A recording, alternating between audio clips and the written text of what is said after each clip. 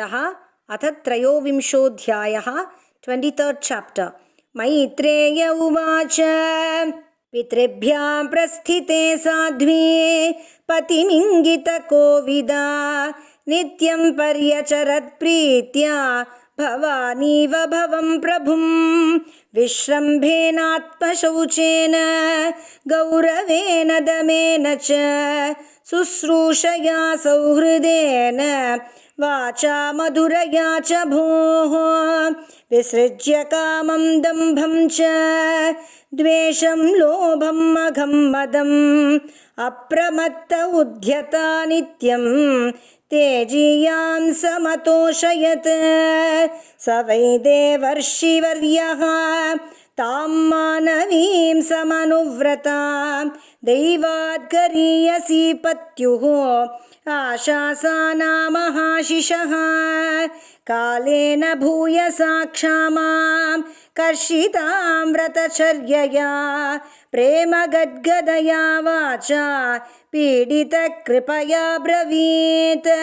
कर्दम उवाच तुष्टोऽहमद्य तव मानविमानदायाः शुश्रूषया परमया परया च भक्त्या यो देहिनाम् अयमतीव सुहृत्स्वदेहः नावेक्षितः समुचितः क्षपितुं मदर्थे ये मे स्वधर्मनिरतस्य तपः समाधिविद्यात्मयोगविजिता भगवत्प्रसादाः तानेव ते मदनुसेवनया वरुद्धान् दृष्टिं प्रपश्य वितरामि अभयान् अशोकान्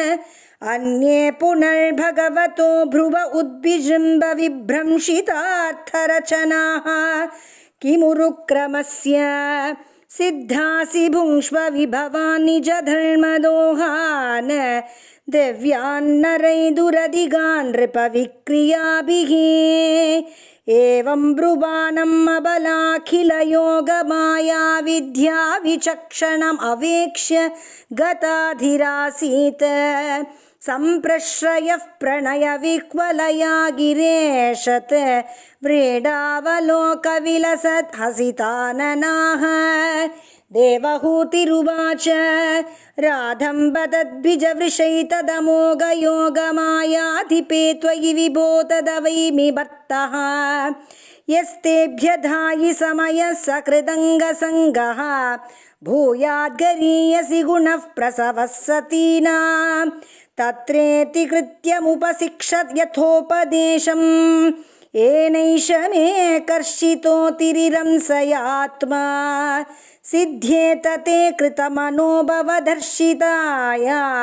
दीनः तदीश भवनं सदृशं विचक्ष्व मैत्रेय उवाच प्रियाया प्रियमन्विच्छन् कर्दमो योगमास्थितः विमानं कामगं शब्दः तर्ह्येवाविरचीकरत् सर्वकामदुघं दिव्यं सर्वरत्नसमन्वितं सर्वदुर्प्युपचयोदर्कं मणिस्तम्भैरुपस्कृतं दिव्योपकरणोपेतं सर्वकालसुखावहं पट्टिकाभिः पताकाभिः विचित्राभिः अलङ्कृतं स्रग्भिर्विचित्रमाल्याभिः मञ्जुषिञ्जट्षडङ्घ्रिभिः दुकूलक्षौमकौशेयैः नानावस्त्रैर्विराजितम् उपर्युपरि विन्यस्त निलयेषु पृथक् पृथक् क्षिप्तैकशिपुभिः कान्तं पर्यङ्कव्यजनासनैः तत्र तत्र विनिक्षिप्त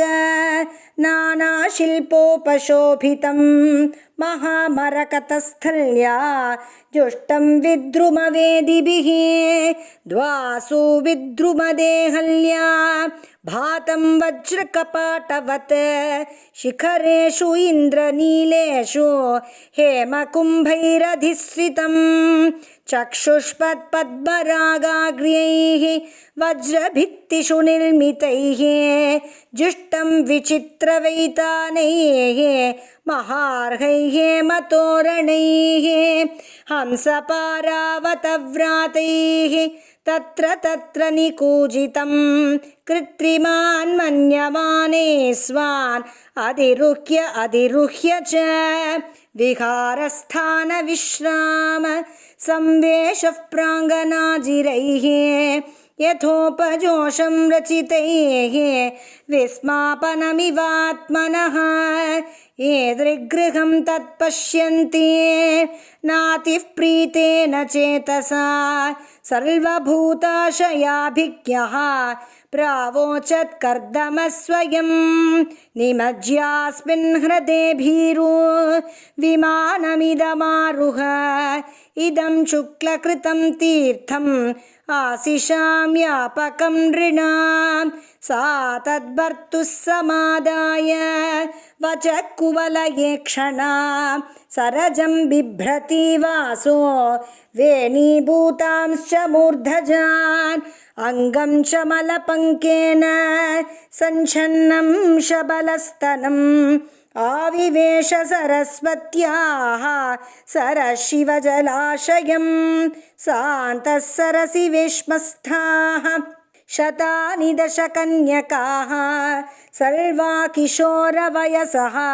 ददर्श उत्पलगन्धयः तां दृष्ट्वा सहसोत्थाय प्रोचुः प्राञ्जलय स्त्रियः वयं कर्णकरीस्तुभ्यं शाधिनः करवाम किं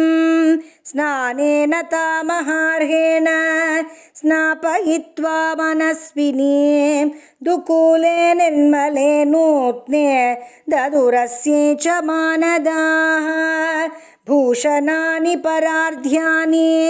वरीयां सिद्ध्युमन्ति च अन्नं सर्वगुणोपेतं पानं चैव अमृतासवम् अथादर्शे स्वमात्मानं स्रग्विनं विरजाम्बरं विरजं कृतस्वस्त्ययनं कन्याभिर्बहुमानितं स्नातं कृतशिरस्नानं सर्वाभरणभूषितं निष्कग्रीवं वलयिनं कूजत्काञ्चननूपुरं श्रोण्योरधस्त्यया काञ्च्या काञ्चन्या बहुरत्नया हारेण च महार्हेण रुचकेन च भूषितं सुदता शुभ्रुवा श्लक्ष्णस्निग्धापाङ्गेन चक्षुषा पद्मकोशस्पृधा नीलैः अलकैश्चलसन्मुखं यदा सस्मार ऋषभं ऋषीणां दयितं पतिं तत्र चास्ते सहस्त्रीभिः यत्रास्ते सः प्रजापतिः भर्तुः पुरस्ताद् आत्मानं स्त्रीसहस्रवृतं तदा निशाम्य दद्योगगतिं संशयं प्रत्यपद्यत सतां कृतमलस्नानां विभ्राजन्तीम् अपूर्ववत् आत्मनो बिभ्रतीं रूपं संवीतरुचिरस्तने विद्याधरी सहस्रेण सेव्यमानां सुवाससं जातभावो विमानं तत् आरोहयदमित्रहन् तस्मिन् अलुप्तमहिमा प्रिययानुरक्तो विद्याधरीभिरुपचीर्णवपुर्विमाने बभ्राज उत्कचकुमुद्गणवानपीच्यस्ताराभिरावृत इवोडुपतिर्नभस्तः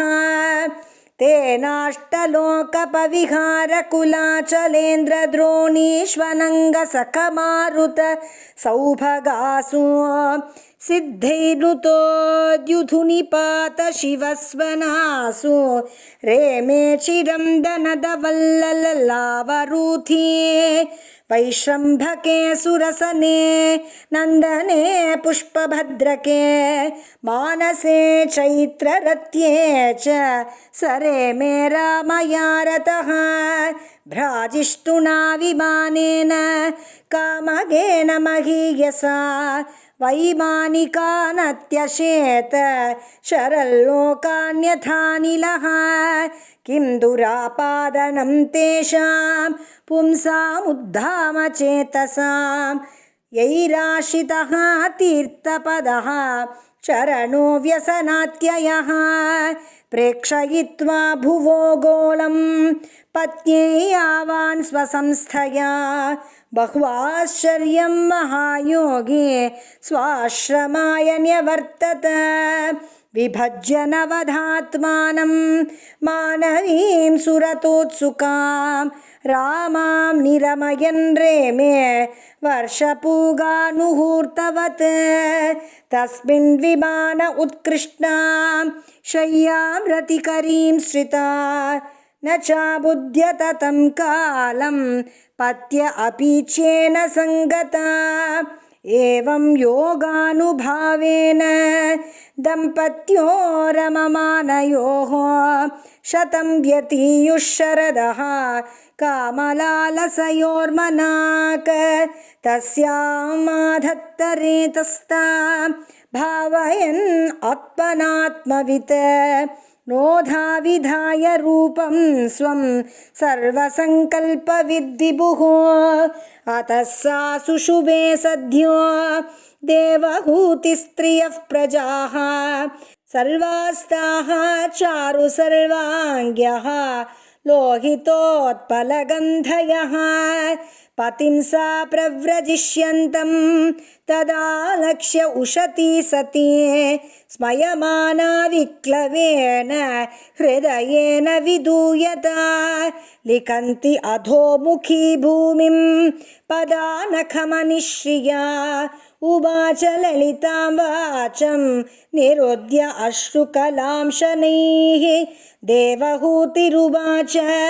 सर्वं तद्भगवान् मह्यम् उपोवाह प्रतिश्रुतम् अथापि ते प्रपन्नाय अभयं दातुमर्हसि ब्रह्मन् दुहितृभिः तुभ्यं